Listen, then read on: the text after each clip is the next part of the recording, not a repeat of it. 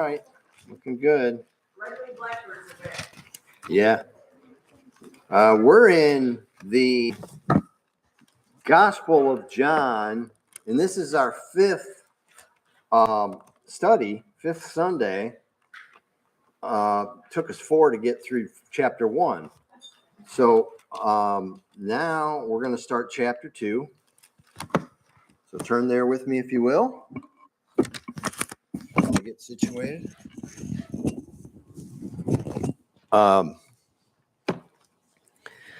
Just recall where we left off from chapter 1. Jesus has just, the account of Jesus' ministry started with him going down to Judea. Remember, he lives up in the north, up in Nazareth. I don't know if you can all see this or not, but up here by the Sea of Galilee, which is a freshwater lake, and Nazareth is right over here. It's not right on the shoreline. It's off to the west a little bit. But that's where he's from, and he went all the way down to the Jordan River down here in Judea, and that's where John the Baptist was baptizing. And we saw that disciples had already begun to, followers of Jesus had already begun to collect. We saw one of them was the author of this gospel, John, the Apostle John, and Andrew, Peter, Philip, and Nathaniel, who's called Nathaniel in this gospel. In the other gospels we talked about last week, they call him Bartholomew, which is actually a title,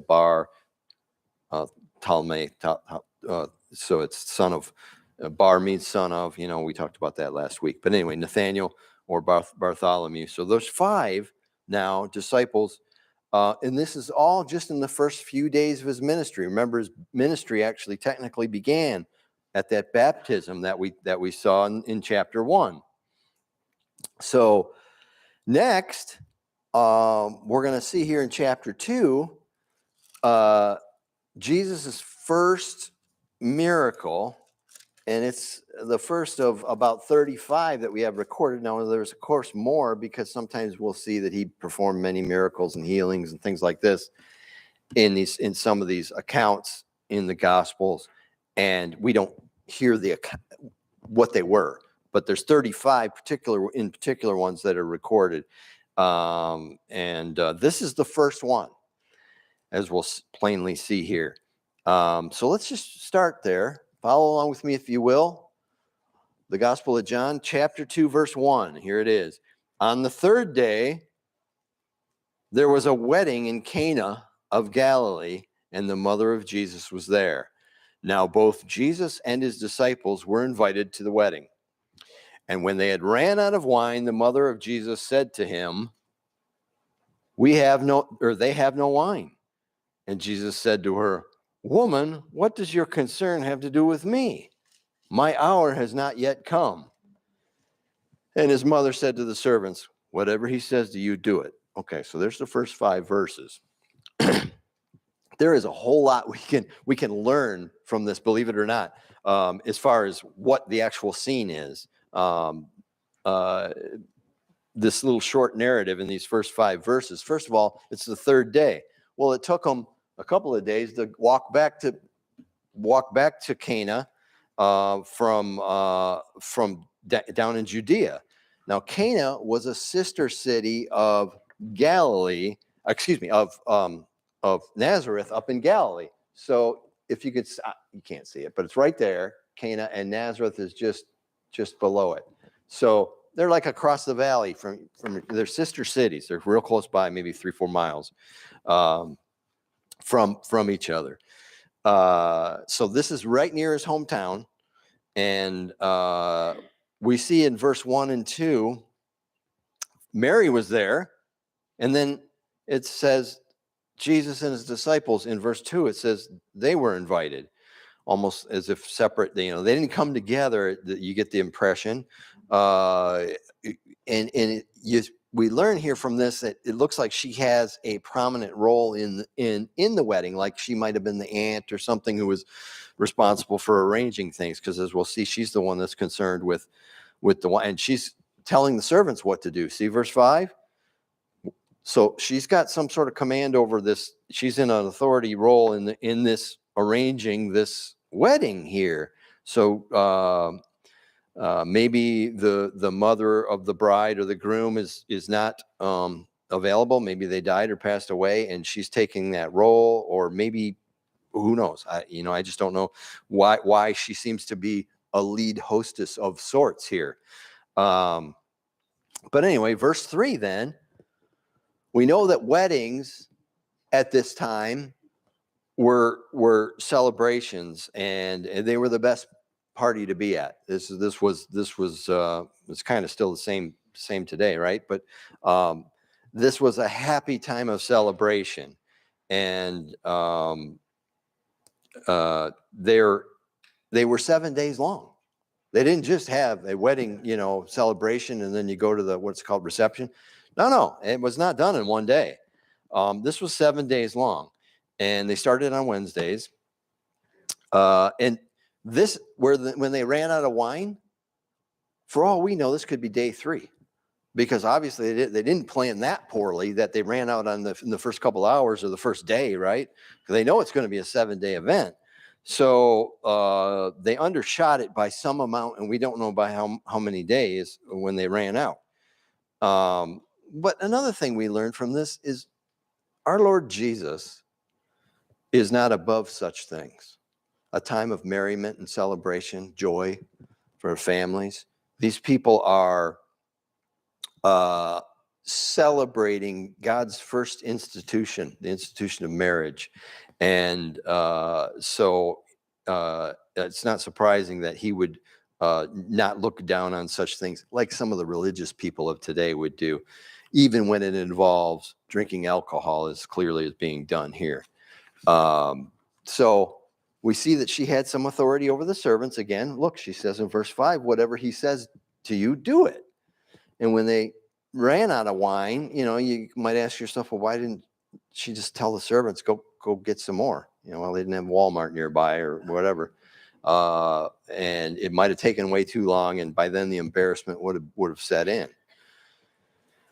We have to also understand how important these were to a Jewish family. These celebrations, these weddings were, and what an embarrassment it would be to run out of wine.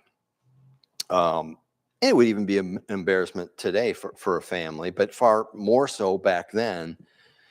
Here's a couple of quotes from Bible scholars just to give you the idea of what they say about it, how this was. This is from Tenney, Bible scholar. He says, to fail in providing adequately for the guests would involve social disgrace. In the closely knit communities of Jesus' day, such an error would never be forgotten and would haunt the newly married couple all their lives. Okay, that's Tenney. Additionally, this is from Boyce, now another Bible scholar. Rabbis of the day considered wine a symbol of joy.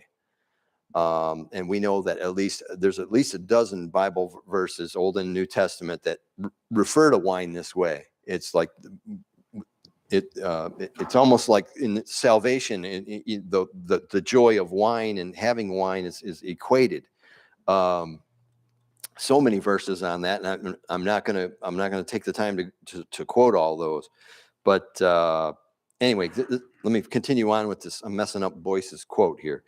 He says, therefore, to run out of wine would almost have the equivalent of admitting that neither the guests nor the bride and groom were happy.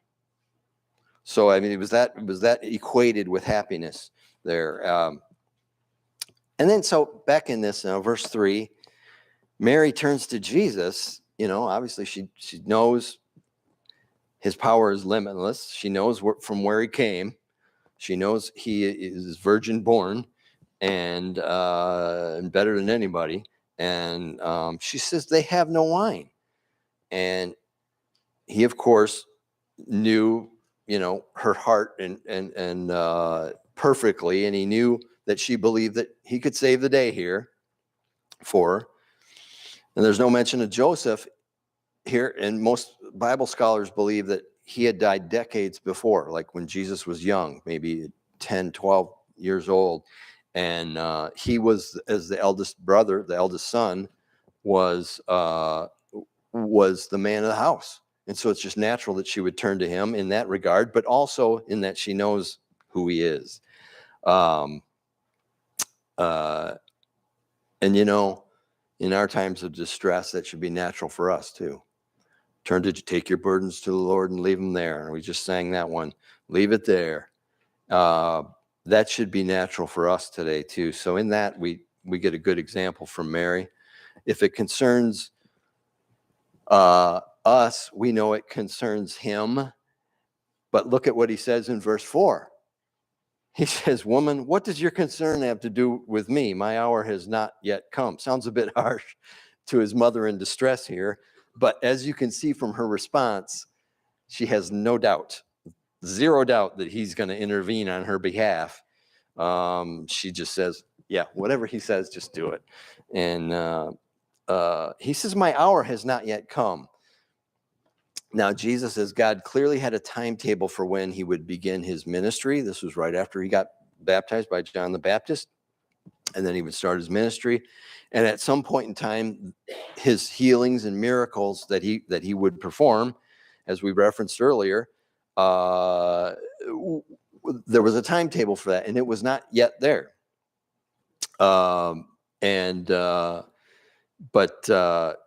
So we got to wonder, is Mary asking him for a miracle here?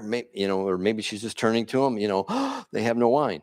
And, but Jesus in his reply, he knows it's a big deal to her, but this is, it's a catastrophe, as we just talked about, for the family here, and the bride and groom on their special week. I was going to say day, but it's a week. And but Jesus is the same for you and I. If it causes us distress again and anxiety, we should take it to Jesus. And again, Mary sets a great example for us. And again, the other hymn that we sang, does Jesus care?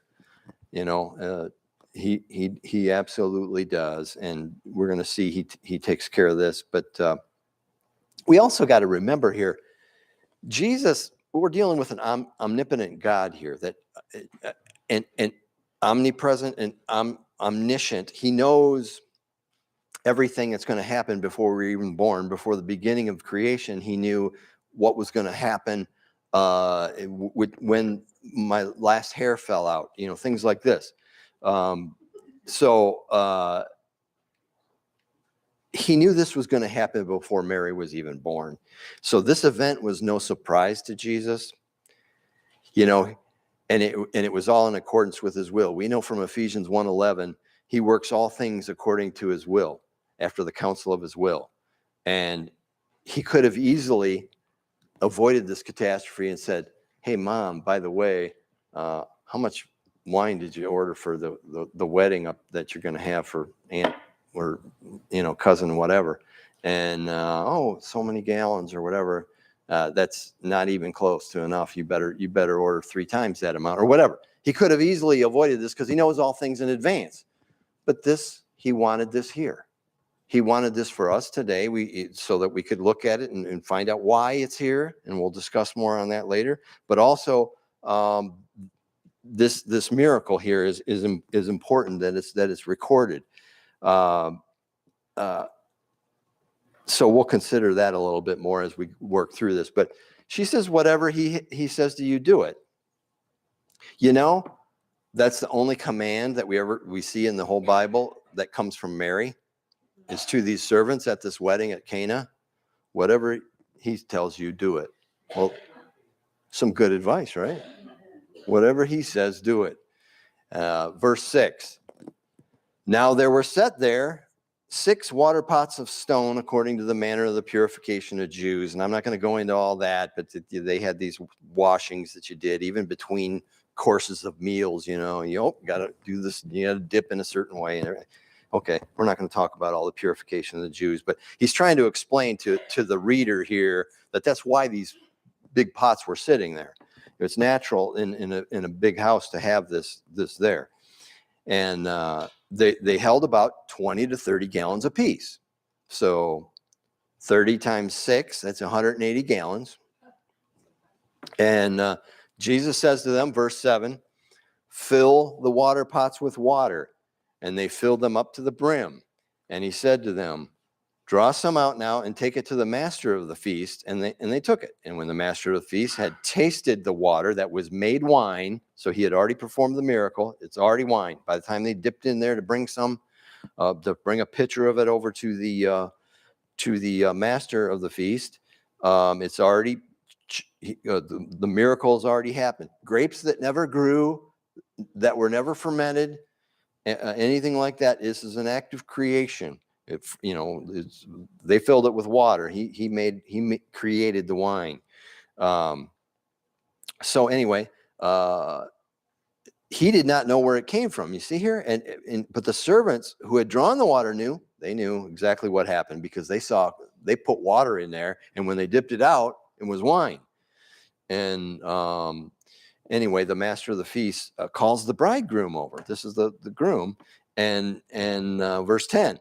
And he says to him, every man at the beginning of the 7-day celebration sets out the good wine at the beginning. And when the guests have well drunk, then the inferior. You have kept the good wine until now. And he's commending him. He's like, this is the opposite. I mean, the other one was good, but this stuff is really good. And the master of the feast, now at their banquets and stuff, the Romans and the Jews had, kind of a toastmaster. It's master of ceremonies type person that, they called him the arranger of drinking. But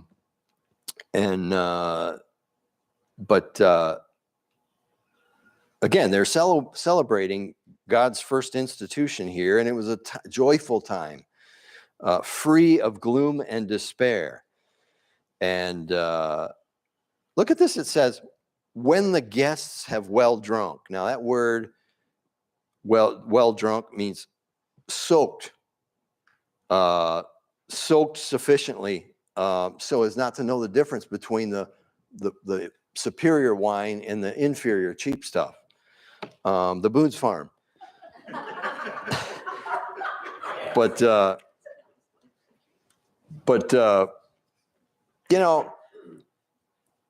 I was listening to my dad's study on this from 2005, and he mentioned that there was a headline from the news, AP Miami. The headline was "Drink Okay," says Graham, and of course that's big news because he always spoke against alcoholism and things like this. But he went on to say, nothing wrong with drink. The Bible does not teach abstinence.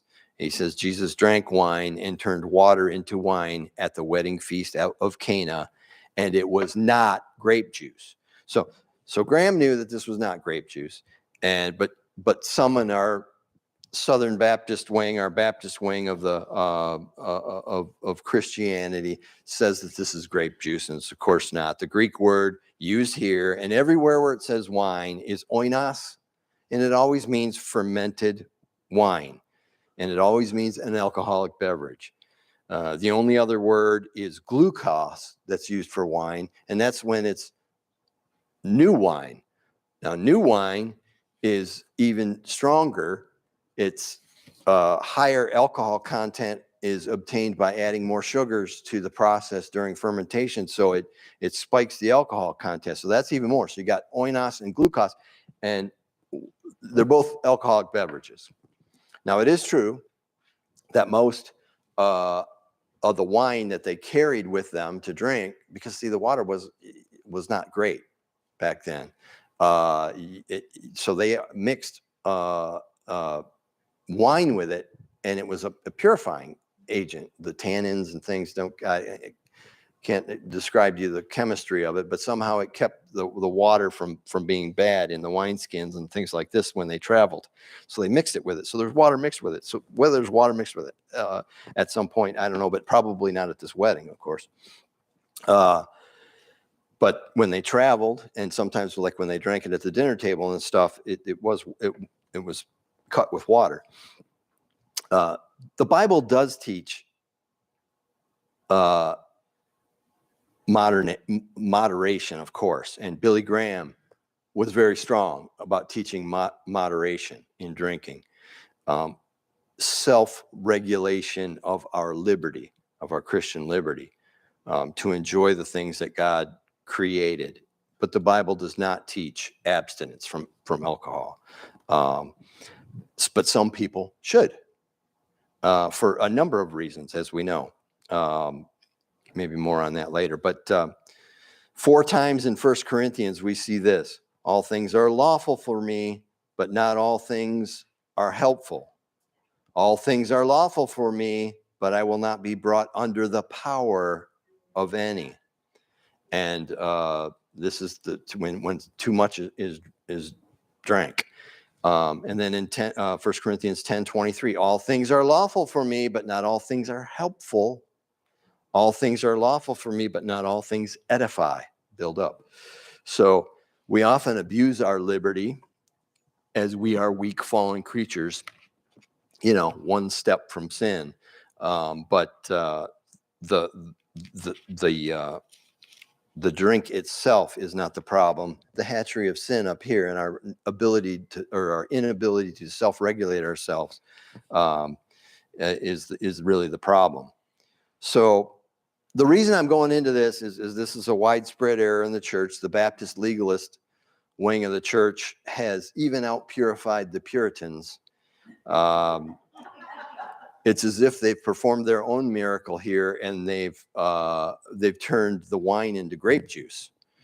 And this is exactly what they claim to do here, that this is grape juice. And so why do they do that? They have to cling to their view that 1 drop of alcohol is a defiling sin. And so when we read this account in John 2, Jesus creating wine from water, they have to change it to fit their predisposed beliefs, because to admit that he created wine would be, he would be a party to sin. And we see that these people were well drunk already, as it says here.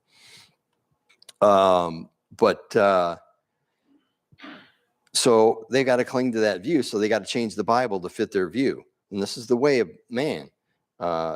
Change the word of God to fit your predisposed beliefs. My opinion is that these religious folks that do this are committing a greater sin than any common drunk commits in their entire lifetime when they start messing with the word of God to fit their predisposed beliefs. So they're hypocrites who sin every time they have cough medicine. And my dad was surprised to learn, he mentioned this in a recording that I listened to, that in William Bradford's journals, and he came across in the Mayflower, even the Puritans drank beer. And they were very strict. And he was concerned about, they even wrote in his journals, they were concerned about the soil and the climate, whether it was going to be okay for growing hops and the ingredients for beer.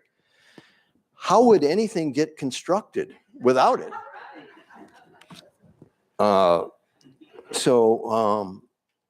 Anyway, we want to be careful not to sound pro-alcohol, right? In the church from the pulpit, that this would be dangerous ground for me if I wasn't really sure of myself because we do want to avoid encouraging people to drink. We all know some people cannot, for a number of reasons, medications, health reasons, other, reasons. And some of us just have no off switch. and we find that every time we drink, we sin. And if that's the case, we need to stop drinking completely. Because if it needs to be completely avoided to avoid sin. If you find that every time you drink that you sin, then it's got to go. But we're all sinners, and there's sin every day in the lives of Christians, and there's sin every day in my life. I'm not proud to admit it. I'm just saying I need Jesus every day. So like many things, the use of alcohol and there is abuse of alcohol, right? So there's use and abuse, and we don't, but in the same manner, we don't encourage a diabetic to eat cake and candies. It's not good for them, and they should avoid it. Nothing wrong with a piece of cake. It's not a sin, but it's not good for their health. So you can breathe too much air and hyperventilate, and you can drink too much water, and it's deadly. It's called, I forget what it's called. There's actually a name for it.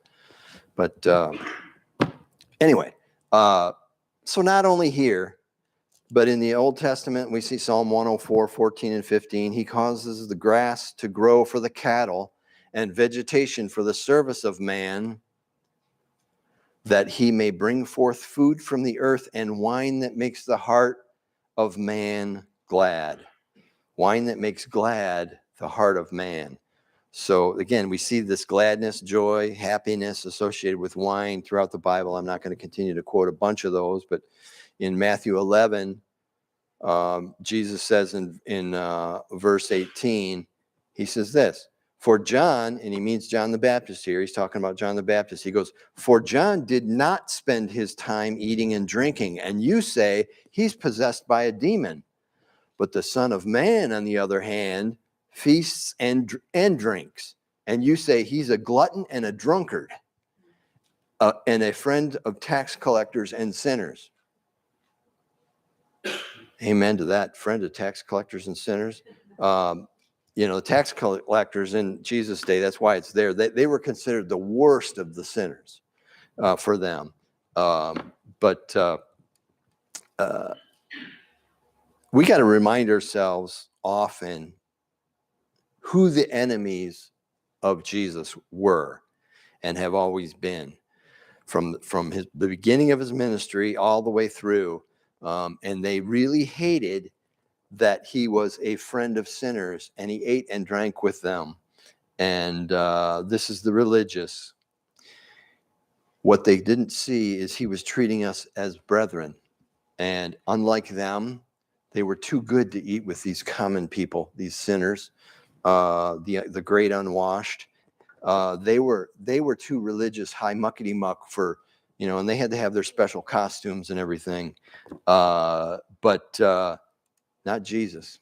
He was right with them, eating and drinking the same food and wine that they were drinking. And but he never overate, like they accused him of being a glutton, and he never overdrank, like they accused him of being a drunk and a drunkard in Matthew 11. So he ate and drank with us sinners and never sinned. So God wanted this event recorded here, and this account of the wedding feast at Cana only appears in this fourth gospel of John. Remember, I mentioned there's a bunch of stuff that is included in the other three gospels that is not included in this gospel, and the opposite is, and there's a lot that's in this that's not included in the others, and this is one of them. This wedding feast at Cana. So why is it here? It's first miracle for one, but we see that from this first 5 verses, we see that he didn't make a big public display of this. He didn't say, behold, pull the curtain back and and now it's wine. But we see that his disciples in verse 11, look at verse 11. This is the beginning of signs that Jesus did of Galilee and manifested his glory, and his disciples believed him. So we see that they saw it. They knew exactly what happened. The servants knew. Mary knew. the master of ceremonies here, he didn't know that Jesus performed this miracle. He just thought, he went to the bridegroom or the groom and he said, wow, you saved the best for last here. And so he didn't know that Jesus had done this, but the servants sure knew, as we see right in the text, it says that. So why? Do you think maybe the omnipotent, omniscient, all-knowing God knew that hundreds, thousands, or 1,000 years later, that religious people would actually be forbidding alcohol, calling it a sin, calling it the devil's brew? And so he went ahead and had this put in here, have John put this in here to make it clear. Now, during this time period, not even the religious folks forbid wine or considered it.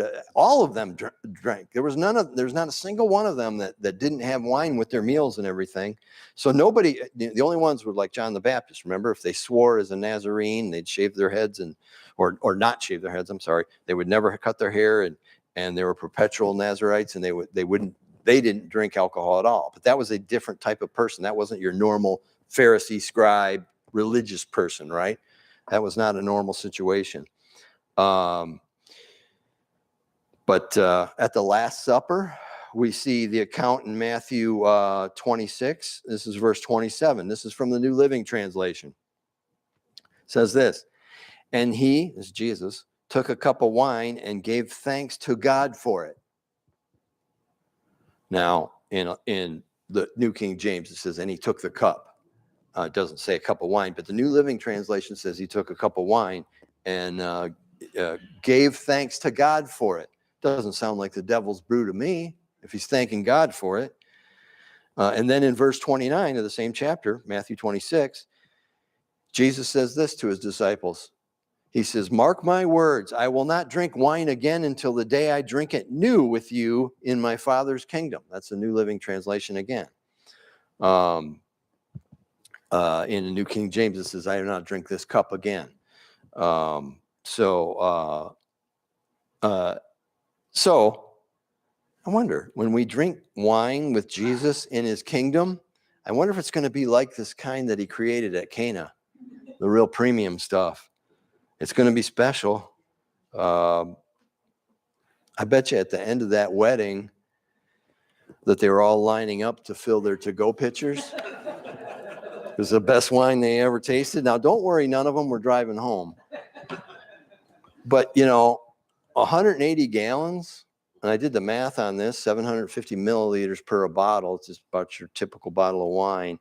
That means 5 bottles of wine per gallon, 180 gallons. That's 900 bottles of wine.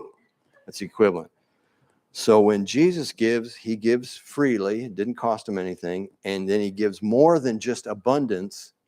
He gives superabundance. And he doesn't just give you what you asked for. He gives you the best imaginable, better than you imagined, which is exactly what he did here. So it's a beautiful thing to have here in these first 10 verses. But let's move on here. Verse 11. This is the beginning of signs. We read this one that Jesus did in Cana of Galilee, and he manifested his glory, and his disciples believed in him. Now we're going to hear a lot of that word believe. John, it's a focal point of his throughout this. He never makes a complicated matter of salvation. It's belief. And just a beautiful thing that we're going to continue to see through this study. But so we saw that they heard, the disciples heard Mary's plea. We ran out of wine. Jesus' response, woman, what does this have to do with me? Of course, she knew. And they heard Mary command the servants in her faith. See, she exercised her faith. He's going to take care of it. And then they saw the Toastmasters' reaction. And of course, they had some themselves. So they knew it was something really special. So add another item to John's case for Christ here that we're seeing in this Gospel of John. Now let's look at verse 12. After this, he went down to Capernaum, he, his mother, his brothers, and his disciples, and they did not stay there many days. Okay, now just look at verse 13. Now the Passover of Jews was at hand. Now, what does verse 12 have to do with this? Can we look? Okay, they went to Capernaum. Thanks for telling us. What does this have to do with anything? Well, it's kind of important, actually. You see here, it says his brothers. These are half brothers. These are sons of Joseph and Mary. Jesus had no human father, right? His brothers did. So these are his half brothers. And this is yet another verse that destroys the Roman Catholic lie that Mary was a perpetual virgin. They got to cling to that because they want to deify Mary. And you see, if Mary had sexual relations and had children, even in a marriage relationship, they can't have this. This rolls into their whole thing about celibacy of their priesthood, and somehow sex is defiling, and so they can't have Mary have anything to do with that. And so they come up with this falsehood. They got to say, well, these are his cousins, and there's but the problem is the word brothers here is adolphos in the Greek, which is actually sibling brothers. The word for cousins is anepsios, and I'm pronouncing those wrong because Greek, but that's so that's wrong. This is his actual brother, his half brothers here, so they had to come up with something else, and so they called it the cousins. At first, when you look at it, maybe their first reaction was his mother, his brothers, and his disciples. They thought, well, he just means his brothers, the disciples. But no, it clearly says in the original text, his brothers and his disciples. So it's separating them. So his mother, his sibling brother, half brothers. But there is another interesting connection here coming up, and I hope we get to it, that refutes this lie that she was a perpetual virgin and had no other children. It just exquisitely refutes that, and we'll get to that in a minute. So verse 13. Now the Passover of the Jews was at hand, and Jesus went up to Jerusalem. So the Passover fell on the 15th of Nisan, which is mid-April for us. And according to the law, it was obligatory for every adult male Jew who lived within 15 miles to attend the Passover feast. And there's interesting, and I already mentioned this a bit, that we have some differences in between the Gospels, not just accounts that are left out of one and they are in the others, or in this one, yet they're left out of the others, and vice versa. Not that there are contradictions, but sometimes entire events that are covered in common in Matthew, Mark, and Luke are not covered at all in John. We gave the examples of the parables. We don't have parables in John. And in Matthew, Mark, and Luke, they only record Jesus going to Jerusalem once during his 3.5-year ministry. Now, they record him going when he was a child. Remember when Mary and Joseph, while Joseph was still alive, and he went in the temple when he was young. But I'm talking about during his ministry. Matthew, Mark, and Luke only record him going to Jerusalem once. Well, John has him going there a lot. For 3 Passovers, he records him going there. That's right here, John 2:13, John 6:4, and John 11:55, which makes sense because he had a 3.5-year ministry. There's a Passover every year. So he either just decided he wasn't going to go. So he went 3 times because we have it here in John. They just didn't record it in the other Gospels. Just interesting to note. Also that the other 3 Gospels, as I mentioned, have Jesus' ministry. The events that they record is primarily all up in this area in Galilee, except for when he came down in his triumphal entry into Jerusalem and his crucifixion. That's about the only thing they record down in Jerusalem in the other Gospels. But John is the opposite. It covers him being in Jerusalem more than being up here. Now, both are true. It's just what they included in their texts. And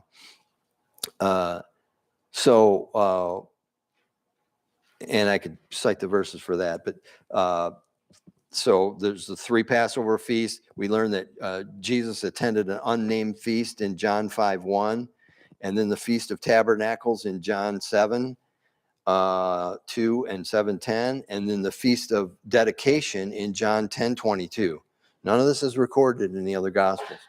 So anyway, so this next section, the reason I mention all that is the differences in the Gospels and this stuff, is we have a difference in chronology of this event.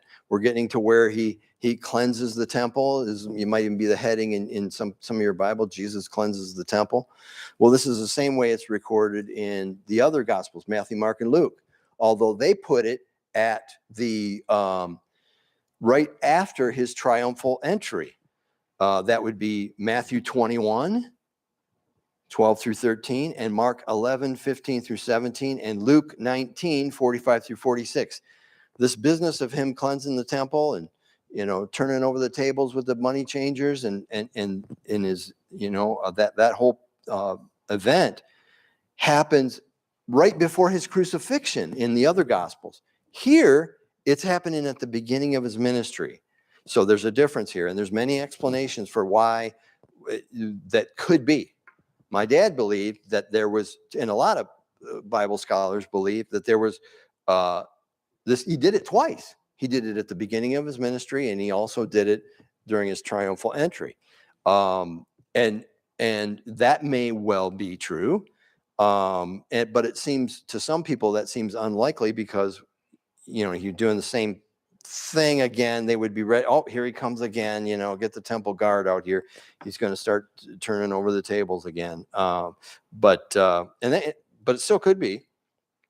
It could be also that this sheet, John didn't sit down and write this straight on through. As he remembered these events, would record a particular event, and then I imagine they tried to put them.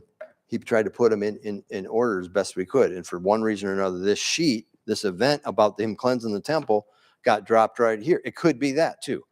Or they might have asked him, so where does this go in the timeline of events? Well, they could have looked at the other Gospels, because remember, those had been out for 30, 40 years already. They could have looked at them, or maybe he just said, when we went to the Passover feast, that's when he did it. We were down in Jerusalem for the Passover, and so they found the first Passover that he went to, and they dropped it right in there. I don't know, but there's 9 verses here so this either happened twice. You believe whichever you want, it doesn't matter. This either happened twice, but just know there's no contradiction. There's just a chronology difference here. The same event happened, and it may have happened twice. There is differences in what was said, just a little bit, in both cases. And there's differences in chronology of other events too, just in the order that the different Gospels put them, not to be concerned with. This is just their recollection. If it only happened once, it would make more sense that it happened at his triumphal entry, when he came in right before his crucifixion. He cleanses the temple. Because we see here, he's going to say, when they ask him, why are you doing these things? Basically, what gives you the authority to come in here and turn over all these tables? Who do you think you are? The scribes and the Pharisees say we can do this. And the high priest and the Sanhedrin, they haven't kicked us out. Who do you think you are? And he says, in response, he says, destroy this temple and I'll raise it up in 3 days. That's his response. Well, guess what they were going to do? They were going to, and then they understood, it says in our text here, that he was talking about the temple of his body and he'd raise it up in 3 days. Anyway, I'm getting way ahead of myself, but you see where we're at there. And looks like I'm going to have to stop because it's straight up. I just wanted to explain to you that little bit of difference. And we will pick it up there in a couple of weeks because I'm going to be out, and we got Pastor Hans next week, and then Brother Richard's going to be up. So we'll pick it up there. Brother Cam?